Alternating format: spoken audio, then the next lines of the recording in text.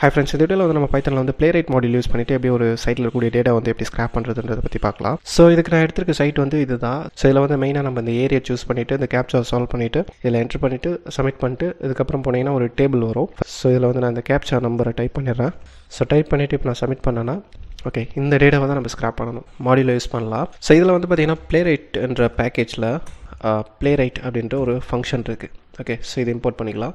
Okay, so இங்கே வந்து நான் ஒரு ஃபங்க்ஷன் எழுதுகிறேன், ரன்னுன்ட்டு இமேஜ் அப்படின்ற வேரியபிளை ஸ்டோர் பண்ணிவிட்டு ஸோ இப்போ நான் இந்த கேப்சா இமேஜ் வந்து நான் டவுன்லோட் பண்ணணும். ஓகே, இது எப்படி டவுன்லோட் பண்ணலாம் அப்படின்னா கேப்சா இமேஜ் டாட் ஸ்க்ரீன்ஷாட் பண்ணலாம். இது அப்படியே ஸ்க்ரீன்ஷாட் எடுக்கிறேன், இந்த பர்டிகுலர் எலமெண்ட்டை மட்டும் இந்த இமேஜை இது அப்படியே நம்ம டவுன்லோட் பண்ணிக்கலாம். ஸோ நெக்ஸ்ட் என்ன பண்ணலாம்னா இந்த இமேஜில் இருக்கக்கூடிய இந்த நம்பரை மட்டும் எக்ஸ்ட்ராக்ட் பண்ணணும். ஓகே, இதுக்கு வந்து நம்ம PyTesseract யூஸ் பண்ணி நம்ம இதை எக்ஸ்ட்ராக்ட் பண்ணிக்கலாம். PyTesseract வந்து இம்போர்ட் பண்ணிக்கிறேன். ஸோ இம்போர்ட்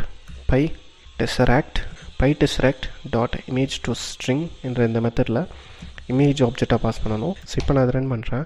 ஓகே, ஸோ இப்போ இதில் டிஸ்ட்ரிக்ட் கரெக்டாக சூஸ் பண்ணிடுச்சு. ஸோ இப்போ இந்த இமேஜுமே வந்து பார்த்திங்கன்னா கரெக்டாக இந்த இமேஜில் இருக்கக்கூடிய இந்த நம்பரை வந்து கரெக்டாக எக்ஸ்ட்ராக்ட் பண்ணியிருக்கு. அதுக்கப்புறம் வந்து நம்ம இதை சப்மிட் பண்ணிக்கலாம்.